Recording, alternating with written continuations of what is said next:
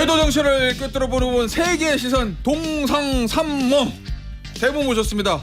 더불어민주당 총괄선거대책본부 공보당 부단장 수석 부단장이 수석 부단장 치프 박수현 더불어민주당 의원, 개혁신당 천하람 상임선대위원장, 그리고 김근식 국민의 아무리 그래도 순서를 또 마지막으로 하는 것도 뭡니까 이게 지금? 예? 아니 저 선대위 당직이 선대위에 예. 직책 없으시니까. 송파병 선대위 총괄 선대위원장이에요. 송파병 총괄 선대위원장 국민의힘 그래, 김근식 당협위원장입니다. 원외 아닙니까 원외. 네. 아니 또 왜 그러세요? 그래도 저 지식인이시니까 저 이쪽이 지식인. 예. 안녕하세요. 인사해야죠. 안녕하세요. 세상이 바뀐 걸 예. 느껴지네. 세상이 바뀐 게 느껴져. 그래요? 왠지 느낌이 그 말씀 조심하셔야 돼. 네. 그러면 선거 결과를 예측하시는 거예요? 아니 원내 이야기하는 거야. 그러면요. 아 근데 사실은 우리 김근식 위원장님은 그 세상이 바뀌기 전에 윤 정부 한창 잘 나갈 때도 뭐 특별히 크게 좋았던 시절은 아니었던 거 아닙니까? 일종의 지식에는 항상 찬밥만 먹습니다. 항상 찍혀 있기 때문에 항상 찍혀 계신 분이어서 저기 세 분 떨리십니까? 오늘 개표가 개표 저 출구조사 나오려면 12시간 남았는데 별로 근데 세 분 다 떨리시는 느낌이 아닌데요? 아니 네. 뭐 두 분은 안 떨릴 것 같고요. 예. 제가 떨리죠. 왜 떨리세요? 야 이게 정말로 만에 하나 지금까지 쭉 이어왔던 이 기조의 예. 그 깜깜이 이 기간 중에 혹시라도 그럴 일은 없겠지만 김문수 후보가 이게 추격을 해온 건 아닌가라고 하는 불안감이 있죠. 오. 그런데 예. 대체로 예. 오늘 이따 뭐 이야기할지 모르겠습니다만 후보 등록 시점과 예. 그다음에 여론조사 공표 금지 기간 바로 직전 이 두 시점에 발표된 그 여론조사가 예. 역대 대선에 보면 거의 대선 결과와 다 일치했던 상황이거든요. 예. 그래서 저는 뭐 이재명 후보의 당선에는 뭐 다른 생각이나 이견이 없지만 분명히 당선될 확신이 있지만 그러나 결과적으로는 이후에 선거 이후에 대한민국 정치 상황을 정리하기 위해서는 이재명 후보에게 좀 어떤 힘이 실리는 이런 예. 구도가 돼야 되는데 예. 그게 안 될까 봐 걱정이다 이런 생각이 드는 것입니다. 예. 김근식 위원장은 떨려요? 떨리죠. 전혀 떨리는 표정이 아닌데. 아닙니다. 떨립니다. 뭐가 왜? 이제 예. 투표가 시작이 됐으니까 떨리죠. 예. 근데 투표 결과가 나오고 8시에 출구조사 나오면 이제 그때부터는 떨리지 않겠죠. 근데 지금은 뭐 투표가 본격적으로 진행되니까 떨리고요. 예. 떠는 것은 다른 이유도 있겠습니다만 우리 당이 충분히 이길 수 있었던 몇 번의 기회를 놓쳤던 게 있어서 더 떨립니다. 그러니까 현장을 돌아다녀 보면 그리고 다른 분들이나 우리 지지자들 이야기를 들어보면 시간이 조금만 더 있었으면 좋았다. 이런 말을 많이 해요. 뭐 본선이요, 경선이요? 본선이요. 그 막판에 왜 그러십니까? 막판에 너무 날카로운데요? 야 제 너무 질문이? 진행자 질문이 너무 좋네요. 너무 좋죠. 너무 예. 좋았네. 경선이 좀 더 있었으면 좋았다. 뭐 이런 그렇죠, 얘기하고 그렇죠. 싶은 거 아니에요? 그 이야기 뒤에 할 거예요. 막판에 이준석 후보 3차 토론에서의 그 실수가 돌출이 되고 그로 인해서 자연스럽게 이재명 후보 가족사가 또 이렇게 도마에 오르고 이렇게 하고 또 유시민 이사장이 밖에서 또 이렇게 쳐주고 그래서 지난 주말 사이에 사실은 저는 지지율의 요동이 좀 쳤다는 걸 느낍니다. 근데 그게 좀 시간이 부족하고 조금 추격세를 이렇게 박차를 가할 수 있는 동력이 좀 부족해서 안타깝다는 생각들 많이 하시던데요. 그래서 시간이 부족하다는 좀 떨림이 있고 두 번째 떨림 아까 말씀하신 대로 경선에서 한덕수라고 하는 그야말로 이걸 방송용으로 쓸 수 있는지 모르겠습니다. 한덕수로 내다바에 당한 거 아니겠습니까? 그러니까 이제 쓰면 안 될 것 같은데. 요런데 그렇습니까? 저희가 요게 홍준표 시장이 이미 저 SNS에 그렇죠. 말을 해가지고 저희가 소개는 해드렸어요. 근데 어쨌든 예. 방송 부적절고 오니까 홍준표 시장의 말을 따온 인용해서, 걸로 예. 저희가 하게 정리하겠습니다. 그러니까 차용한 걸로. 사실 경선 과정에 치열하게 많은 그 후보들이 경쟁을 했습니다만 그 경선 바깥에 있는 한덕수라고 하는 새로운 어떤 그 인물을 설정해 놓고 내다바를 쓰면 안 되는 사기를 친 거 아니겠습니까? 그래서 그 사기 경선 과정에서 김문수 후보가 그 바람머리로 됐고 그런데 또 정작 되고 나서 보니까 또 막판에 단일화는 거부하고 더 중요한 것은 그 심야에 정말 그 우리 당 그 지도부의 심야 쿠데타 이걸로 뭐 우리 당원들도 다 분노에 굉장히 그때 굉장히 들끓었거든요. 그러니까 그런 면에서 경선의 또 그 아쉬움 이런 게 좀 가슴에 좀 절절하게 남아 있습니다. 그 제가 김근식 위원장님 말씀을 들어보니까 앞부분은 굉장히 상투적이고 뒷부분은 굉장히 진심이 담겨 있네요. 날카로우시네요. 이건 뭐 아마 들으시는 분들도 잘 또 새겨 들으시지 않을까 생각하고 저는 진짜 떨리죠. 사실 그러니까 저희는 어떤 진짜 의미에서는 그럴 것 같아요. 이게 약간 사실 좀 벅차오르는 게 있고요. 왜냐하면 지금까지 개혁신당은 모두가 불가능하다라는 벽을 깨면서 사실 여기까지 왔거든요.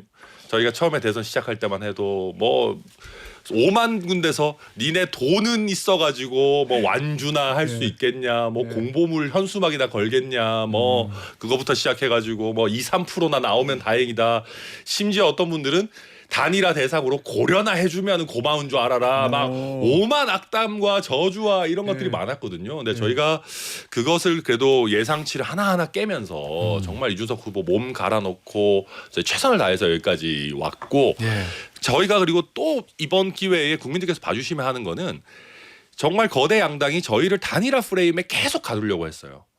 근데 저희 후보 저희 개혁신당은 정말로 정도를 지키면서 본인이 했던 말을 지키면서 단일화하지 않고 끝까지 약속을 지키는 모습 보여줬지 않습니까? 이런 것들이 국민들께 좋은 평가를 받아야 계속해서 이제 동력이 생길 거기 때문에 저희는 많은 분들 좀 끝까지 응원해 주셨으면 바라봅니다. 많이 떨립니다. 알겠습니다. 자, 투표율 얘기 좀 해볼까요? 지난 대선은 77.1%. 사실은 지난 대선 같은 경우에는 막판까지 좀 박빙이었고 좀 박빙의 결과가 박빙이었고 그리고 저 양 진영이 그냥 모든 걸 영혼을 갈아넣어서 붙었던 선거인데 투표율이 77.1%였거든요. 양자 대결에서 이번엔 어떨까? 지난 대선보다 높을 거로 보세요? 떨어질 거로 보세요? 우선 우리 천하람 그 의원 원내 대표시죠. 예. 그 이게 보이는 라디오니까 다행인데 만약 그 목소리만 들리는 그 프로그램이었다고 그런다면 민주당인 것 같아요. 목소리가 아주 그 굵고 안정된. 그러면 민주당이에요? 그렇죠. 이런 프레임은 또 신선한데요, 저도. 예. 이게 뭐지 도대체? 아니 그래서 이거는 김근식 저 위원장 목소리는 얇고 가볍다. 그래서 한 방에 둘 다 까는 거 아닙니까? 그래서 아니 우리 천하람 원내대표는 나이가 한 살이 모자라서 이번에 이준석 후보와 경선을 못한 거 아닙니까? 그런데 정확하게 알고 계시네요. 한 살만 많았으면 경선 재밌었을 것 같은데 역신다. 하여튼 목소리를 이렇게 들어보니까 아주 이렇게 굵직하고 안정감 있고 우리 개혁신당 아주 젊은 신생 정당이지만 잘 될 것 같은 그런 생각이 좀 듭니다. 하여튼 이번 대선에서 국민의힘이 민주당에 패한 이후에 제 예상입니다. 패한 이후에 보수 재편이 일어날 때 우리 천하람 원내대표를 중심으로 한 이 개혁신당의 약진이 있기를. 투표율 물어보는데 지금 왜 동문서답을 하고 있어요? 그 얘기 하려고 하잖아요. 아마 이번 사전 투표율이 역대 이제 두 번째 높은 투표율이었죠. 그러나 최고 높은 때보다는 2.19%포인트가 좀 낮은 것인데 그것은 이제 평일 이었고 그래서 직장인과 자영업자들이 투표가 제한적일 수밖에 없었던 한계가 있었죠. 그럼에도 불구하고 따지면 굉장히 높은 편이다 이런 생각이고 본 투표 전체 투표율은 이 사전 투표율과 연동이 되어서 이렇게 간다는 것이 대체적으로 뭐 원론적 이야기잖아요. 그렇다고 보면 아마 이 전체 투표율도 굉장히 높아서 77%를 넘을 것으로 저는 생각을 하고요. 다만 한 가지 이제 변수가 제가 뭐 지역을 말씀드리는 건 아닙니다만 이번 사전 투표에서 영남의 투표율이 좀 낮은 현상을 보였지 않습니까? 이것은 두 가지로 볼 수 있는데 하나는 이 사전 투표라고 하는 것이 부정선거 음모론과 연결이 돼 있어서 나는 본 투표할 거야라고 하는 이런 어떤 생각이 굉장히 높아서 아껴두었을 수가 있어서 오늘 하는 이 본 투표가 굉장히 높을 가능성이 있죠. 그러나 만에 하나 또 하나는 우리 이번에는 이 내란 종식 한 이 심판 선거인데 도저히 안 되겠어라고 포기. 아무리 그 보수적인 성향의 유권자라 하더라도 이런 어떤 옳고 그름에 대한 판단을 하신 일부 분들이 좀 포기한다면 영남에서 좀 다면 예. 이제 전체에 영향을 미치지 않겠나 이런 생각이 들고요. 그러나 어쨌든 투표는 주권자의 권리이고 의무를 행사하는 것이기 때문에 뭐 정치적 이해, 뭐 유불리 이런 걸 떠나서 투표율은 좀 최고를 기록했으면 좋겠다는 말씀을 드립니다. 예. 저는 투표율이 지난 대선보다는 약간 낮지 않을까 개인적으로 예. 추측을 해보는데요. 그러다가 또 이제 저녁에 8시 마감에는 높으면 제가 좀 창피하겠습니다만 왜냐하면 두 가지 저는 예. 근거예요. 첫 번째는 지난 2022년의 대선은 아까 우리 김태현 앵커가 말씀하신 것처럼 완전히 진짜 영혼까지 끌어모아서 양 진영이 똘똘 뭉쳐 있었기 영끌 때문에 선거였죠. 그러니까 거기에 또 중간에 또 다른 선택지도 없었어요. 그렇기 때문에 최고의 투표를 가졌던 거라고 생각이 드는데 이번에는 그게 아니라 이 내란으로 아니, 계엄으로 인한 이 보궐선거인데다가 우리 국민의힘에서의 후보 선출 과정과 본선 선거운동 과정 속에서 국민의힘 지지자들이 마지막에 정말 급속도로 결집하는 모양새는 보였습니다만 중도층이 아직도 마음을 둘 데가 없는 그런 지금 선거였던 것 같아요. 그래서 중도층의 표심이 어디 하나를 선택하기 굉장히 애매한 그러니까 보수 성향의 중도층 그다음에 진보 성향의 중도층 그리고 또 제3 세력을 좋아하는 중도층들이 선뜻 자기 표를 결정하기가 쉽지 않았던 지금 그 분위기가 있기 때문에 저는 지난 2022년보다는 조금 투표율이 낮지 않을까 생각이 듭니다. 그래서 제일 중요한 것은 저는 국민의힘을 지지하는 분들도 국민의힘 후보에 대해 선뜻 다 표를 몰아줄 만한 그런 그 불편함이 좀 있었고 예. 또 이재명 후보를 지지하는 진보 진영 민주당을 정통적으로 지지했던 분들도 이재명 후보만큼 고개가 갸우뚱해지는 또 이런 좀 그 주저함이 있었고 또 제3지대를 좋아하는 분들도 이준석 후보를 선뜻 또 그냥 온몸을 다 바쳐서 지지하기는 또 주저함이 있어서 약간 그런 정통 지지층들이 조금씩 이탈하는 건 있지 않았을까 생각이 들어요. 주저함이 없을 만한 후보 우리 김근식 위원장님 생각하시는 거는 아마 한동훈 전 대표님 정도밖에 없지 않을까. 그 뭐 다른 후보들은 뭐 다 주저해요 왜? 저는 일단 그런 느낌을 좀 받고요. 예.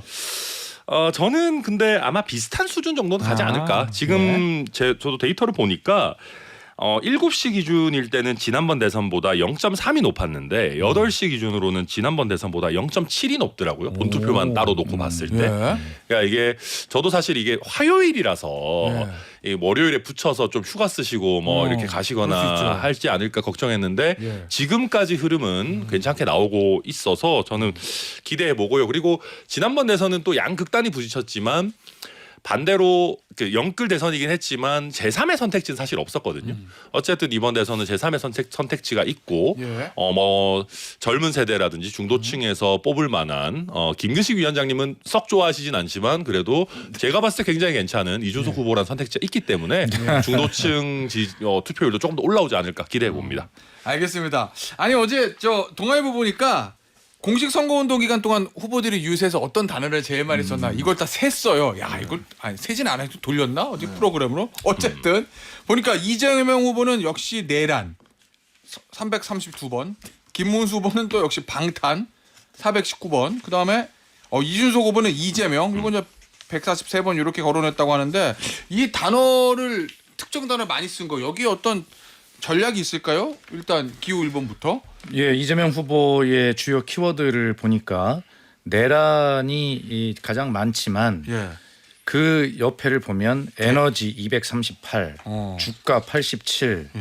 태양광 47, 뭐 상법 17 이래서 결과적으로 경제 이슈? 예, 이번 선거가 예. 이 내란 종식과 함께 국가 위기를 극복하는 그런 어떤 미래를 준비하는 선거다라고 하는 것을 여실히 보여주는 것이고 예. 김문수 후보님이나 우리 이준석 후보님의 경우에는 그렇게 다양한 키워드가 아니라 대체로 이렇게 한 흐름을 보이고 있는 것에 비해서 역시 1위를 달리고 있는 또 제 1당의 후보답게 그 책임감이 좀 강하게 느껴지는 그런 여러 가지 키워드들을 많이 거론한 것도 사실이다 이렇게 분석할 수 있겠습니다.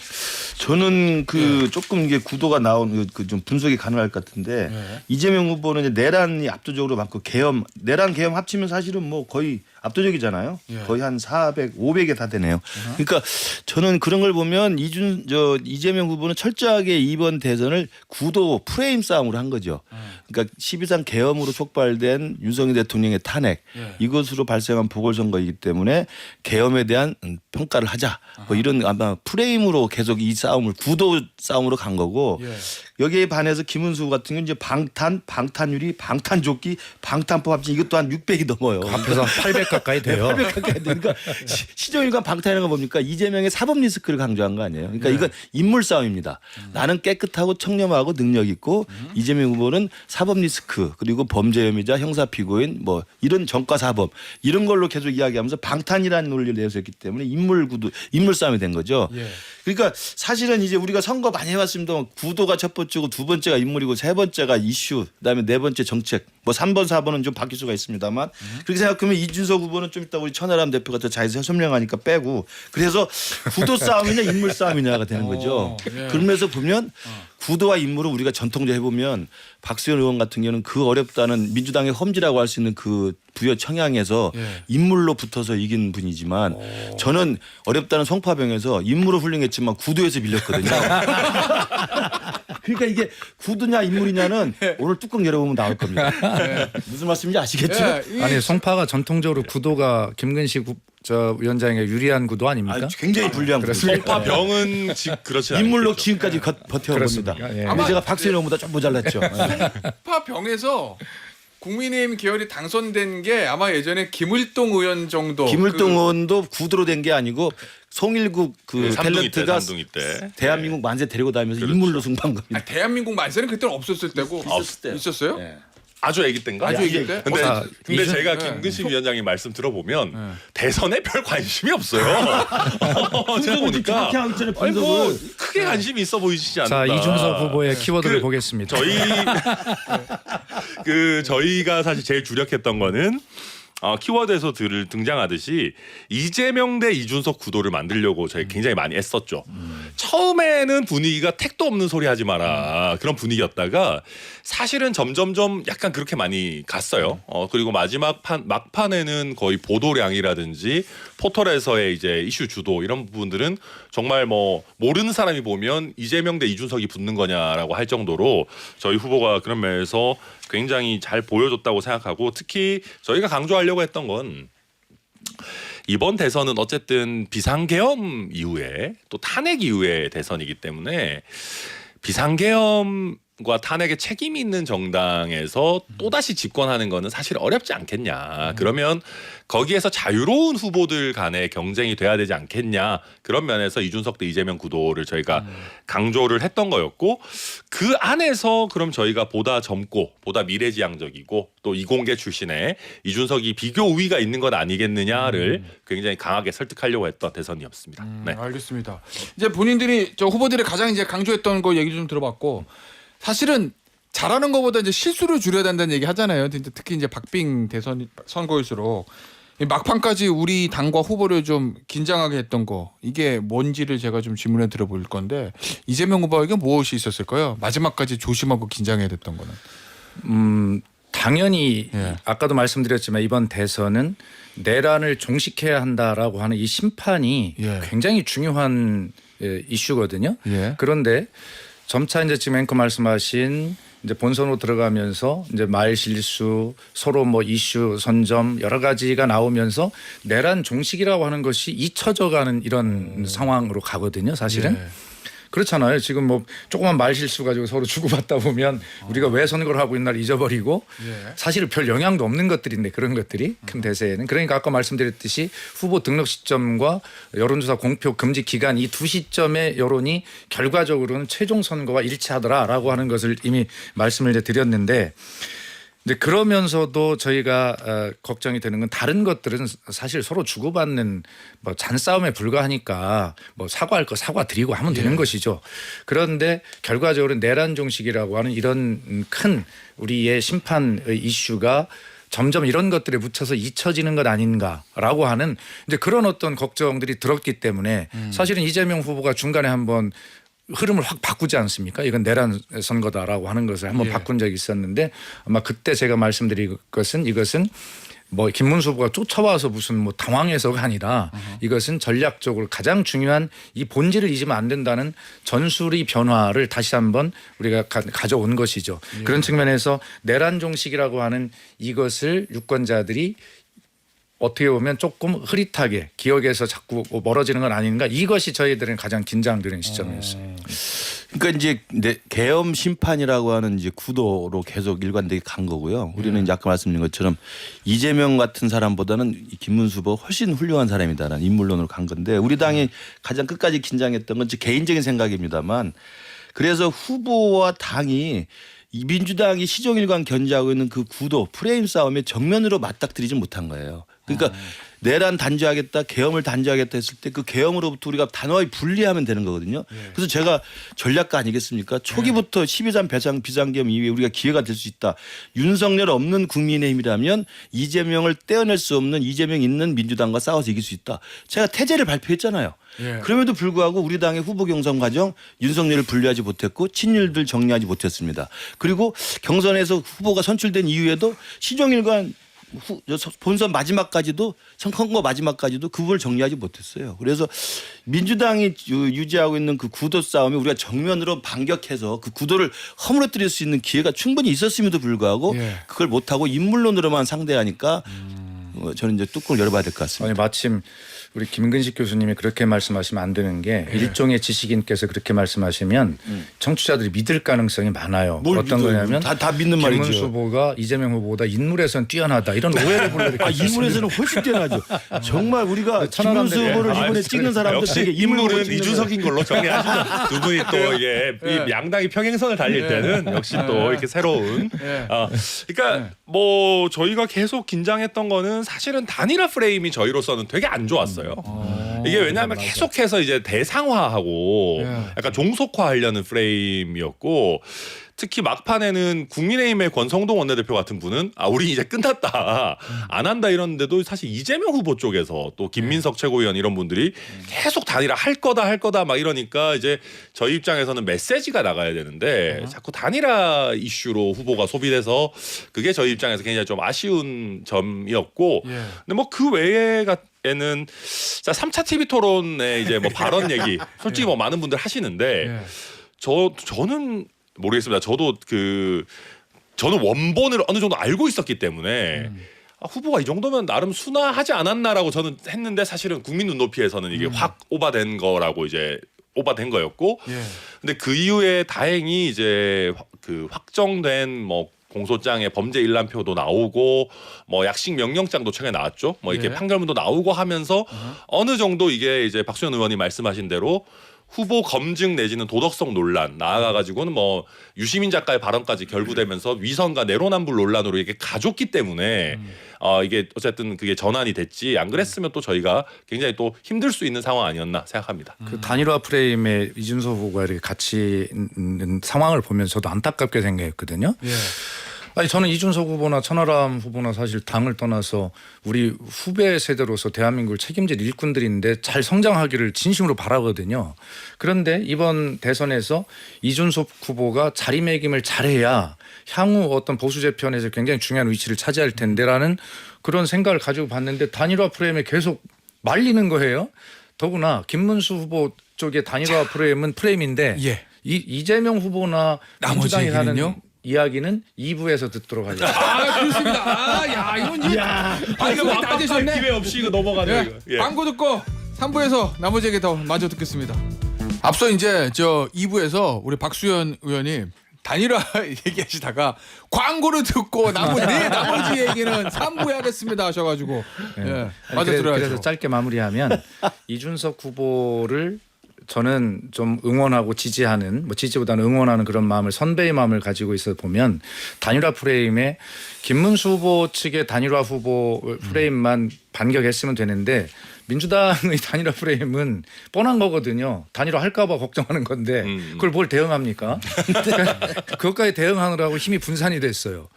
그래서 사실은 민주당은 그런 거죠. 안철수 의원이 지난 3년 전 대선 때 일주일 전에 손가락을 자르네 마네 하다가 일주일 만에 단일화했잖아요. 그 0.73%포인트 패배의 충격이 있는 거예요, 사실은. 그러니까 요번에 만에 하나 그런 일이 있을까봐 사실은 그런 충격과 영향을 김빼기를 사실 하는 거거든요. 근데 그 뻔히 보이는데 그걸 뭘 발을 담그고 자꾸 분산을 시켜가지고 스스로 힘을 뺀 게 있어서 그 지점이 보면서 좀 안타까웠다는 아니 생각이 뭐 들었어요. 그 저희도 견제구라는 건 아는데 예. 그렇다고 견제구 던질 때 우리가 일루로 전력으로 가서 뛰지 않으면 아웃당하는 거거든요. 예, 그럼 견제구 던지는데 그냥 보고 있으면 뭐 멋진 비유야. 그래서 저희로서는 다 알지만 뭐 대응 안 할 수밖에 없는 거였고, 그러니까 이게 그러니까 저는 그런 면에서 한국 정치에서의 단일화라는 건 사실 굉장히 구태잖아요. 아니 한 정당이 당원과 국민들의 어떤 선택을 해가지고 후보를 냈으면 완주를 해야죠. 그래서 저는 이번 기회에 이제 단일화 장사 없어지게 결선 투표제도 당연히 해야 된다고 보고, 근데 그와 별개로 저는 정말 자랑스럽습니다. 완주한 거. 아 진짜 뭐 이 돼지 눈에는 돼지만 보인다고 수많은 사람들이 니네 못 버틸 거야 어차피 다 말 뒤집고 막판에 단일화 하더라 다 그렇게 됐는데 그 한국 정치의 나쁜 그 구태를 저희가 깨부순 거 아니겠습니까? 그래서 아무튼 이준석 후보 굉장히 자랑스럽습니다. 저는 자, 그 단일화 과정에서 단일화라는 프레임이 들어가면 제3당이나 제3 후보는 단일화라는 말이 꺼내 들은 순간 정말 빠지게 돼 맞아요. 있어요. 되게 힘들어요. 정말 힘들어요. 그래서 그 단일화 프레임 자체는 뭐 민주당이 하든 우리 당이 하든 이준석 후보 측이 굉장히 곤혹스러웠을 것 같고요. 예. 우리 당 입장에서 이야기하면 단일화를 계속 그 제안을 하고 프레임으로 공격을 했지만 사실 말이 안 되는 게 계엄에 대해서 사과하지 않고 탄핵을 반대하고 윤석열 대통령 관저 앞에서 윤석열 지지하고 윤어게인 사람 들어오고 김우수 선대위 주위에 과거에 자통당 사람들이 보이고 이러면서 어떻게 이준석 후보한테 손 내밀어 단일화하자고 합니까? 그건 말이 안 되는 이야기였어요. 근데 우리가 이제 전략 전술상 계속 단일화 얘기를 한 거죠.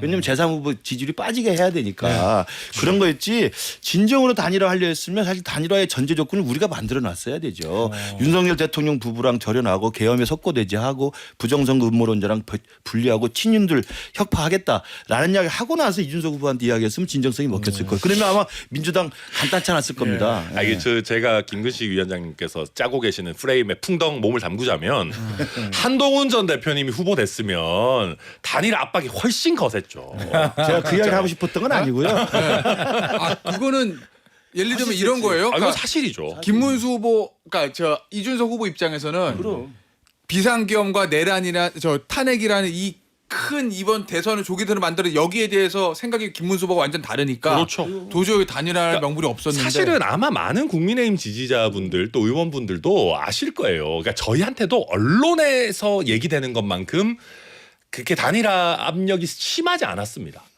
왜냐하면 그래요? 저희가 국민의힘 의원들하고 사석에서 얘기를 해봐도 네. 저도 그러거든요. 아이 선배님 솔직히 김문수 후보가 후보된 순간 단일화는 애초에 끝난 거 아니냐. 그분들도 사석에서는 다 끄덕끄덕 하세요. 솔직히 그래요? 얘기하면. 네. 그러니까 방금 김근식 위원장이 말씀하신 것처럼 이준석 후보가 예를 들면 윤석열 전 대통령과 완전히 절연되지 않은 뭐 전광훈 목사 쪽과도 연결이 있다라고 여겨지는 사람하고 손을 잡을 수 없거든요. 네. 지금 실제로 저희는 막 식은땀이 나는 게 단일할 생각도 없었지만 만에 하나 단일화를 했으면 지금 김문수 후보를 중심으로 황교안 총리님 거기 붙었죠.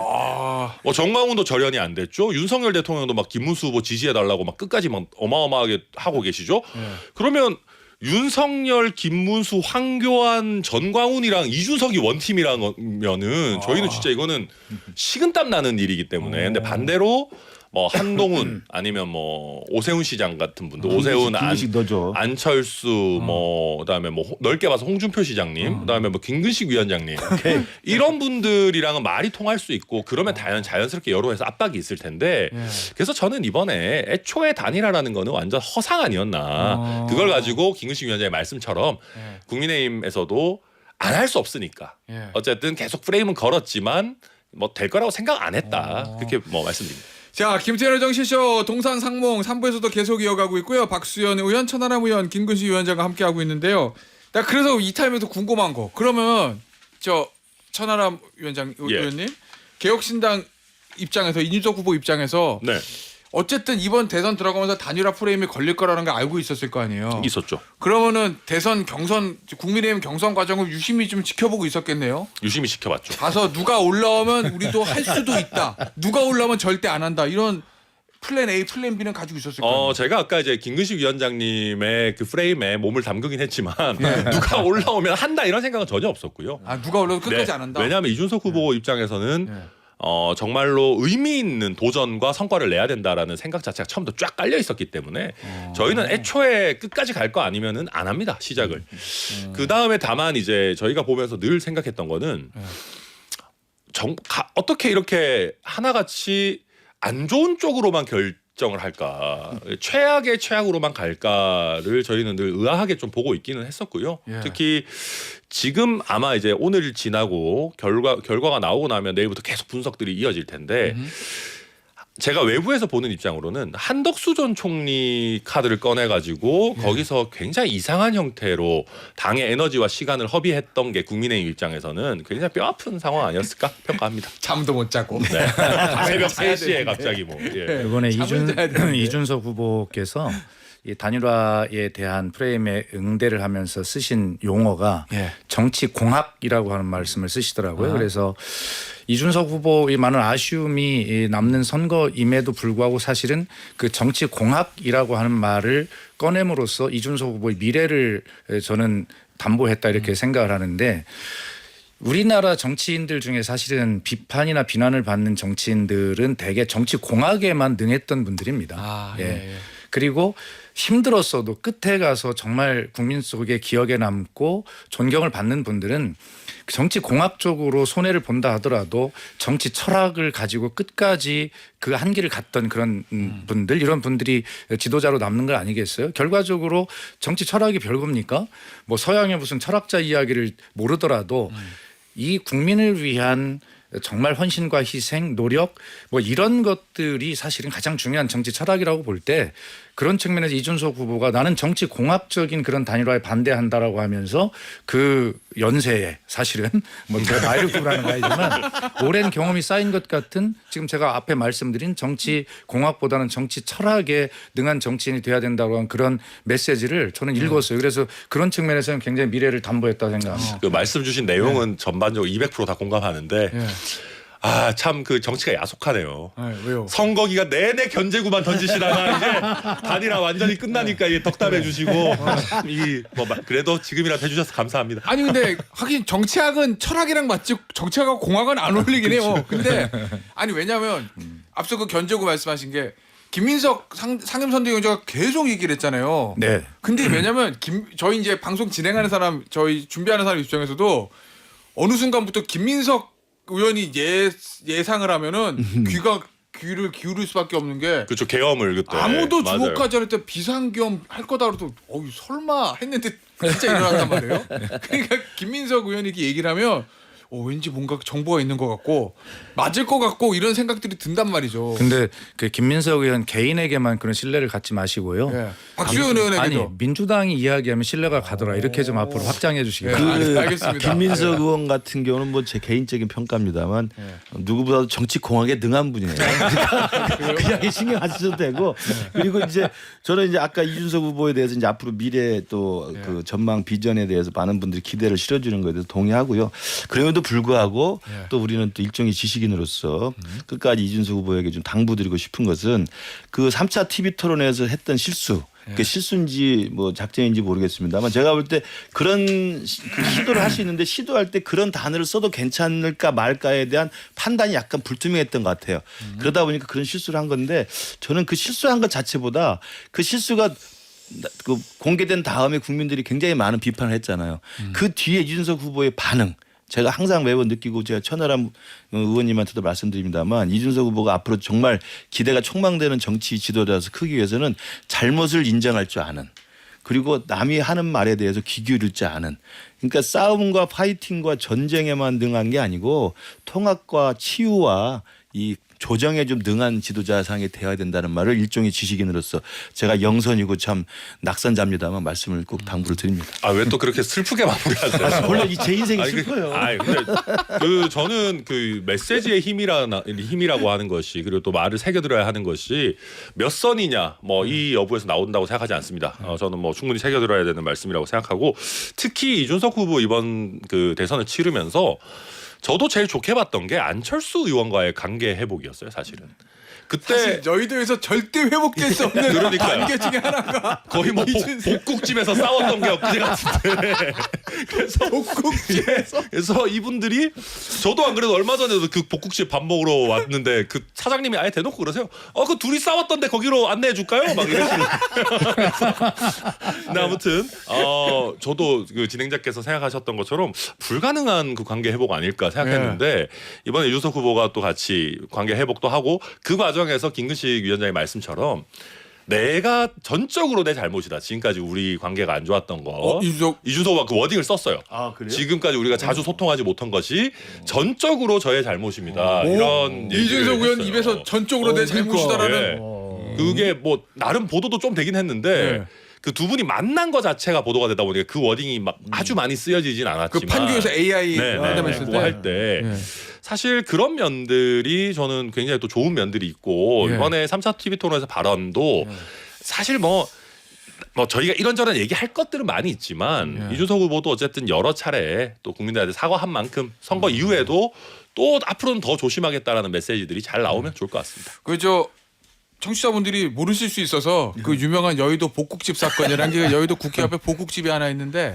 한 룸에서 안철수 당시 의원이 저 기자들하고 이제 밥을 먹고 있었어요. 옆방에서 예. 이준석 후보 근데 이제 옆방에서. 옆방에 이준석 당시 의원 때가 아니잖아요. 아니었겠죠. 아니었을 거예요. 이준석 당시에 전 대표가 있었는데 안철수 의원이 이제 기자들이랑 밥을 먹어서 이준석 의원 헛담 뒷담을 그죠, 했다는 약간 거예요. 안 좋은 평가를 좀. 그랬더니 그걸 들렸어. 그래서 이제 이준석 당시 전 대표가 거기 안철수 씨 조용하세요 이랬죠. 아니 뭐 아마 제 좀 기억에 먹읍시다. 밥 좀 먹읍시다였었어요. 그래서 이게 이제 보도가 된 그 유명한 복국집 사건. 그때 이준석 그 전 대표가 조금 더 내고 있는 모습은 제 생각에는 밥 좀 먹읍시다 하면서 벽을 칠 게 아니라 그 문 열고 나가서 그 방에 인사를 하고 저 선배님 밥 좀 사주세요 이렇게 했으면 재밌는 것이다. 그게 내공이거든. 나는 내공만 조언할 줄 알지 이제 당사자가 못 돼. 아니 이준석 후보가 그 당시에 그렇게 밥 좀 먹읍시다라고 했던 것도 상당한 내공이에요. 보통 사람 같으면 문 열고 들어가 멱살 잡지 그렇게 하겠습니까? 뭐 막자극으로 가려고 그래요. 저희 후보가 그렇게 폭력적인 사람 아닙니다. 예. 아니 그러니까 상당한 그만해도 내공이 있는 것이고 우리 천하람 저 의원 오늘 돌아가시거든 이준석 후보에게 제가 했던 말을 그대로 잘 전해주시기 바랍니다. 알겠습니다. 아니 이제 대통령 탄핵으로 인한 조기 된 두 번째잖아요. 근데 예전에 2017년 대선 때 그때도 제가 선거 기간 중에 방송 많이 했을 텐데 그때는 박근혜란 이름을 이 토론에서 얘기한 적 없었던 것 같아요. 왜냐하면 박근혜 대통령 탄핵되고 조용히 있었기 있었어요. 때문에 네. 이슈 자체가 안 됐던 거로 저의 기억이 있는데 이번에는 윤석열이라는 이름을 빼고는 이번 대선 얘기할 수 없거든요. 왜냐하면 비상기업 탄핵으로 이제 조기 대선은 촉발하게 됐지만 결국 또 마지막에 또 신스틸러로 등장을 했다면 언제 등장할까 이렇게 봤더니 마지막에 김문수를 지지해 주시기 바랍니다라는 메시지가 나왔거든요. 근데 내가 궁금한 거 정치인들이요 어떤 정치 행위를 하고 메시지를 낼 때는 이게 본인한테 도움이 되고 메시지가 먹힐 거라고 판단이 되니까 할 거잖아요.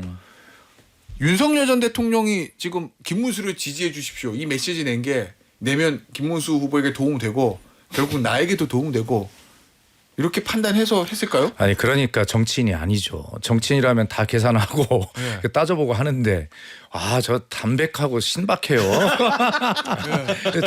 처음 보는 장면이죠. 그러니까 저는 어떤 때 보면 김문수 후보가 정말 우리의 적이긴 하지만 어떤 때 보면 안쓰럽더라고요. 어떻게 하나같이 도와주는 사람이 없어요. 네? 그래서 윤석열 씨의 그 메시지 그 나올 때 저는 사실 경악했어요. 무엇인가 뭐 어떤 형태로 나오긴 할 텐데 저렇게 대놓고 하나 차라리 그냥 반려견을 끌고 산책을 하는 모습을 한 번 더 연출하지 않을까 이런 생각을 했는데 아예 그냥 그렇게 메시지를 딱 내네. 그래서 그거 보고 경악을 했는데 이걸 보면서 그리고 이제 그 뒤에 요번에 이제 박근혜 전 대통령과 이명박 전 대통령까지 이제 현장에 나와서 김문수 후보를 돕겠다고 나오는 이 장면을 보면서 대한민국의 정치 자산이라고 하는 것을 우리 세대가 우리 천하람 의원 세대에 물려줄 게 있는가? 이건 여야를 떠나서 정말 부끄러운 모습이라는 생각이 드는 것이 아니 탄핵이 인용돼서 파면된 대통령 뇌물 부패 스캔들로 구속된 대통령 또 뭐 이런 분들이 나와서 뭐가 그렇게 국민들에게 보여줄 게 있다고 자기들 뭐 박수 받을 거라고 나와서 도움이 된다고 그렇게 합니까? 오히려 민주당 입장에서는 아니 정말 박수를 우리한테 도움이 되는 거니까 박수를 쳐준다 그런 어떤 가치도 없는 뭐 이러한 어떤 상황들이 연출된 거에 대해서 이번 대선은 정말로 민주당의 일당 후보이고 제일 앞서가는 후보로서도 그 측에서도 저희들이 죄송하지만 우선 전체적으로 이 비상계엄 이후에 새로운 대한민국을 만들려고 하는 이 진중한 대한민국의 대선으로서 맞지 않는 이런 모습을 보인 거에 대해서 정말 반성해야 되고 또 거기에 지금 말씀하신 대로 쭉 나와 가지고 국민들 눈살을 찌푸리게 하는 이런 모습들 하여튼 정치의 거의 막장은 다 보여준 이런 대선이어서 정말 부끄럽기 짝이 없다 이런 생각이 들어요 저는. 저는 그 윤석열 전 대통령이 끝까지 아마 이제 그 현실 인식이 없으신 것 같아요. 그러니까 뭐 요즘 말로 현타라고 하잖아요. 네. 현실 자각 타임이라는 게 다 한 번쯤은 오게 돼 있는데 왜 그게 현실을 아직 인식을 못 하실까라는 분노를 넘어 이제 안타까움 또는 좀 측은함도 있어요. 자기 동굴에 빠져 계시는 분인데 그래도 저는 옆에 누구라도 있으면 좀 뜯어 말려서 정말 우리 국민의힘에 대한 조그만 잔정이라도 남아 있다면 그리고 보수 진영에 대해서 자기가 해야 될 최소한의 양심이 있다면 좀 누구라도 뜯어 말렸어야 되는데 이번에 그 정강훈 집회 가서 대독해서 메시지 낸 것뿐만 아니라 그 전에 경악할 건 부정선거 영화도 보러 갔었잖아요. 그리고 탈당을 했다고 하는데 탈당 선언문에 보니까 탈당은 내가 잠시 떠났지만 여러분과 함께 끝까지 있을 걸. 탈당하면서 왜 우리랑 같이 있어요? 그러니까 미치는 거예요 이게. 그러니까 정말 스토커도 아니고 정말 그런 면에서 보면 저도 지역에서 계속 현장에서 유세했습니다만 윤석열 대통령 이야기를 하면 저도 그냥 화가 나요. 우리 당을 어떻게 망가뜨려 놓았는데 그 망가뜨려 놓은 당을 끝까지 이렇게 짚밟고 지나가는지. 그렇지만 그 원인에는 우리 측 잘못도 있습니다. 그분을 단호하게 끊어내고 분리해내고 절연해 냈어야 되는데 우리 김문수 후보 측이나 우리 당 측에서 그러니까 안에서 횃불 들고 아직까지 성문을 열어주는 세력이 있다니까. 그런 부분에 대한 그러니까 그 잔존 이건 레가시도 아니고 뭡니까 이건 그런 부분들 좀 정리를 하는 게 필요해 보입니다. 그러니까 저도 진짜 이해를 못하겠는 게 박근혜 전 대통령은 국민의힘 계열 정당에 뿌리가 있으신 분, 뿌리 수준이 아니라 거의 뭐 몸통 수준인 분이시잖아요. 그러니까 뭐 이해가 가요. 그 다음에 이제 박근혜 수호 집회 이런 게 있는 게 이해가 가는데 윤석열 대통령은 솔직히 거의 국민의힘 입장에서는 멸문지화를 불러온 분인데 왜 책임당원 된 지 얼마 안 돼요. 그러니까요. 뭐 왜 이러시는지 솔직히 저는 잘 이해가 안 가고요. 그리고 특히 저희가 보고 있으면 기가 차는 게 이재명 후보의 위기 순간 때마다 기가 막히게 나오셔요. 뭐 약간 흔들릴 때 그거 나와가지고 거의 뭐 진짜 영화를 보러 오시질 않나 뭐 메시지 요즘도 마지막에 도덕성 논란 막 나오는데 메시지가 튀어나오지 않나 이게 저희 보고 있으면 이준석 후보 입장에서도 기가 찰 노릇이에요. 그래서 저희끼리도 이거 뭐 이 방송에서 할 얘기인지 모르겠는데 이거를 합리적으로 설명할 만한 방안은 뭐 윤석열 대통령한테 천화동이 뭐 몇 호 정도 준 거 아니냐 이거. 예를 들면 이게 어떻게 이럴 수가 있냐. 뭐 전생에 부부였냐. 뭐 저희끼리 진짜 이 말이 되냐 이게. 왜냐면 저희도 이슈를 치고 나가야 되는데 갑자기 윤석열 전 대통령 이재명 후보가 부부였냐? 네, 두 분이 뭔가 이 음모론 징계받아야 될 것 같아요. 아무튼 그럴 정도 수준으로 진짜 이거. 그러니까 어쨌든 저희도 이슈 주도권을 뺏길 정도로 굉장히 화가 나는데 국민의힘에 계신 분들 얼마나 화가 날까. 근데 더 슬픈 거는 정작 김문수 후보님은 화를 잘 안 내시는 것 같아요. 아 맞아. 결국 그게 저는 김문수 후보님의 확장력을 결국은 가장 가로막은 어떤 요인 아니었나 생각합니다. 아 그러면 이제 김문수 후보는 그거를 일종의 뭐 즐겼다고 보면 그렇지만 용인했다. 근데 김문수 후보가 살아온 그 궤적이 그렇죠. 그러니까 이번에 김문수 후보가 우리 당에 입당한 지 몇 달 안 되시잖아요. 다시 재입당. 자기도 옛날에 오래 계셨죠. 그러니까 뭐. 예. 서글픈 이야기죠. 그러니까 재입당하시기 전에 오랫동안 야인 생활할 때 그 광화문에 계신 아스팔트 우파 분들하고 같이 힘을 합쳤기 때문에 지금 행보를 보이는 윤석열 전 대통령의 주장에 굉장히 익숙해 있는 과거사가 있죠. 그러니까 아마 우리 김문수 후보도 그랬던 것 같아요. 예, 알겠습니다. 자 오늘 저희가 여기서 이제 마무리할 건데요. 오늘 저 아쉽잖아요. 그냥 가시기. 그래서 저희가 본방불가 특별판 편성했습니다. 그런데 천하람 의원은 못 가요. 저는 저희 개혁신당은 제가 박수현 의원님 아까 방금 말씀드렸는데 예. 작은 성당 같아요. 성당이 작다고 해서 미사를 덜 드리는 게 아니지 않습니까? 그래서 예. 제가 몸이 또 한계이기 때문에 또 선배님들 앞에 두고 이렇게 바쁜 척해서 죄송하지만 조금 저는 가봐야 될 것 같습니다. 자, 그래서 오늘은 천하람 의원은 이제 오늘 저 본방 마치고 가시고 우리 박수현 의원님하고 우리 김근식 교수님, 위원장님, 네. 예, 두 절친 친구분 이 두 분과 함께 저 연장 방송 봉발부가 유튜브 오늘 계속됩니다. 오늘 저 동산 삼몽은 여기서 마무리하도록 하겠습니다. 박수현 의원, 천하람 의원, 김근식 위원장이었습니다. 감사합니다. 감사합니다. 감사합니다.